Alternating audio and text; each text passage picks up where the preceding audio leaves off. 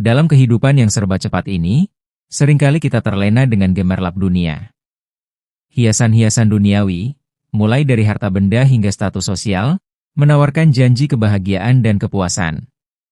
Namun, tanpa kita sadari, keterikatan yang berlebihan pada hal-hal tersebut dapat membawa kita pada kerugian yang besar. Salah satu kerugian terbesar adalah hilangnya keberkahan waktu. Kita terlalu sibuk mengejar target duniawi sehingga lupa untuk mengisi paket rohani kita. Ibadah menjadi terasa sebagai beban, bukan lagi sebagai kebutuhan. Sholat yang seharusnya menjadi penyejuk hati, terasa hambar dan tanpa makna. Selain itu, keterikatan pada dunia juga dapat memadamkan semangat dalam bekerja. Pekerjaan yang seharusnya menjadi ladang amal dan sarana untuk berkontribusi pada masyarakat, hanya menjadi rutinitas yang membosankan. Kita kehilangan motivasi untuk memberikan yang terbaik, dan hanya fokus pada hasil materi semata.